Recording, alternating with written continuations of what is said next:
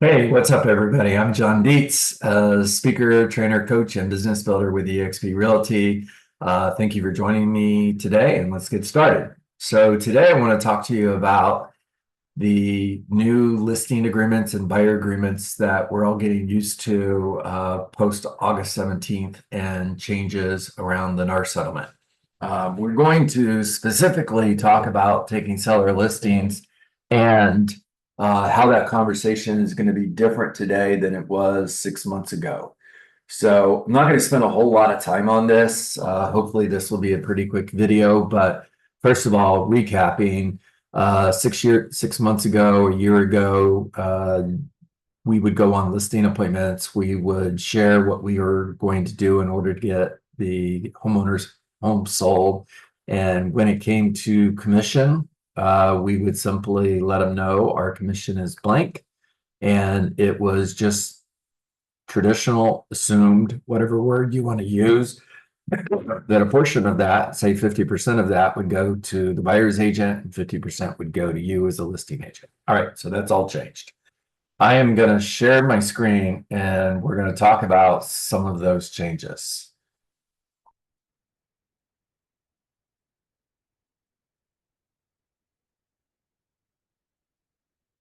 All right, here we go. So we didn't create the new rules, but we will create a path forward and navigate what has been given to us. Simple, right? All right, next slide. All right. What was is pretty much what I just explained to you. You know, you would go on a listing appointment, take the listing, negotiate your fee. Part of that would go to the buyer's agent, part would go to you. All good. All right, now I'm actually going to read under what is now.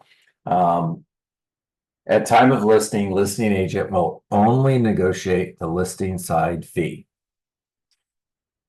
You may negotiate additional fee for an unrepresented buyer, which I'm going to show you where you're going to do that in just a second here. And you should educate your seller about potential requests for concessions or compensation. Now, let me stay right there for a moment and talk a little bit about this. When you're taking a seller listing and you're having a conversation about compensation, you want to make sure that you are explaining to your client that this is the new way of doing real estate post NAR settlement. That the buyer who looks at your home is going to have an exclusive buyer agency agreement with their agent. And they're going to have an agreement of compensation, which says how much that buyer agent is being paid. And there's two different ways that agent can get paid. First of all, the buyer can pay them directly, or you as a seller can offer compensation to the buyer's agent in the form of a concession. And the amount of money that you're going to offer to that buyer's agent in the form of a seller concession, and it's being paid directly to the buyer, as a concession, and the buyer is using that money to pay their agent, and that's going directly to the buyer broker. So there's no broker to broker compensation. And this is just education. You want to make sure that you're giving your seller lots of information. Now, the advantages of having an amount already predetermined is when you get the offer, you already know how much money you're willing to pay, or how much money you're willing to offer as a concession to the buyer so that the buyer can use that money to pay their agent. Or you can offer nothing or leave it open to receiving an offer and then negotiate the fee at the time that you get the offer, which is fine. The downside to not having a number already predetermined is the possibility that you might miss out on a buyer who wants to buy your home, but they don't personally have the money to pay their buyer's agent, and they're looking for a property where a seller is willing to offer a concession to the buyer that can be used for buyer's commission. So it's in your best interest to at least have a number in mind or to predetermine an amount that you're willing to offer as a concession when you receive an offer. All right, I'm going to go to the next slide. All right, as you're filling this out, you're going to enter the amount of commission that is being paid to you in order to represent the seller. This is your fee or the exact amount of money that's being paid to you in order to represent the seller. This does not include any money that's being offered to the buyer's agent. This is a big change. This is just your fee. Now, there's a possibility that you're going to have a buyer come to you that is, and I'm speaking to you agents, okay? There's a possibility that you're going to have a buyer come directly to you. They want to purchase your listing and they're not being represented by an agent. That would be a non-represented or unrepresented buyer. And when you're filling out your listing agreement, you should have this conversation with the seller. In the case that a buyer approaches us directly without representation, that buyer is what we call an unrepresented buyer. Now, my fee to represent you, to market your home, and to negotiate the contract for the best price and the best terms is blank, whatever your fee is. I have an additional fee of blank if the buyer comes directly to me and I'm the only agent in the transaction. Then there's an additional fee of blank to represent both the seller and the unrepresented buyer. If you're not filling this out, you're leaving money on the table, guys. So make sure you're filling this out.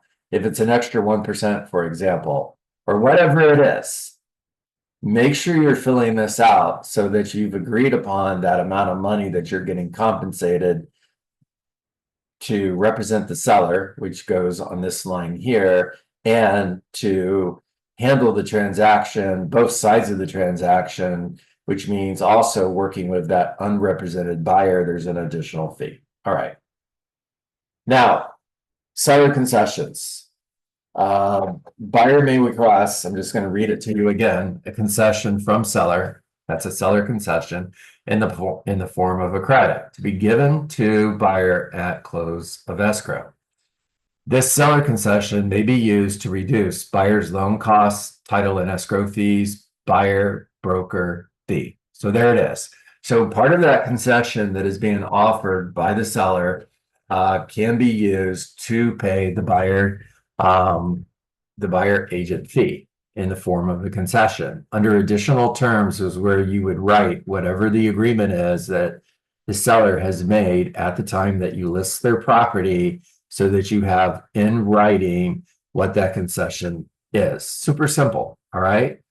Don't make this more complicated than it is. It's actually very easy. Only a few changes, and I just gave you a pretty detailed description on how to handle those changes when you're sitting at the listing table. Now, just a couple other things for you before I let you go. If you're working for the seller as a single agent, all right, make sure you're paying attention to the fiduciary responsibilities you have to that seller.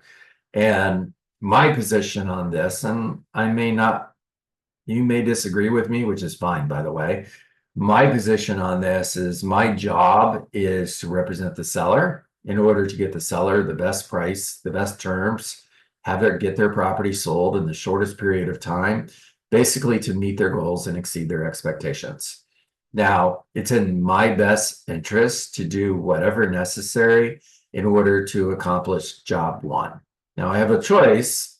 I have an agreed upon amount the seller has told me that they're willing to offer as a concession to the buyer in order for the buyer to, for that money to be used as buyer agent compensation, being paid directly to the buyer agent broker. My position is I don't want to give that away up front. I don't feel that I'm doing the best job of representing my seller as I could by doing that. Now, again, I know some of you are going to disagree with me. I get that. It's okay. I'm going to tell you, I'm not your state broker. I'm a real estate agent like you, and I'm a trainer and a coach. So this is just my opinion. I'm going to tell you, whatever you do, With this, it's your choice. All right. I know there's a whole lot of information that is out there on what you can do legally, workarounds, shortcuts, whatever you want to call them. I think you need to do what you need to do that's in the best interest of your seller. That's my best suggestion to you. And if your seller has told you that they want you to communicate how much money they're willing to offer as a concession for buyer agent compensation, and you're communicating that with the buyer agent, with the seller's permission, then NAR says that's fine. FREC says that's fine if you're in the state of Florida. Do what you feel you need to do in order to do the best job for your seller. All right. The main thing I wanted you to get was the part in the middle, not the opening or this part, but the part in the middle. Here's how to explain to the seller, this is how we did things. Now, here's how we're doing things now. And here's the paperwork that we need to fill out in order for me to take your listing. I hope you got that. That was the main goal here. All right, if you have any questions, reach out to me, John Dietz, speaker, trainer, coach, business builder with eXp Realty. My contact information is below. And as always, make it a great day.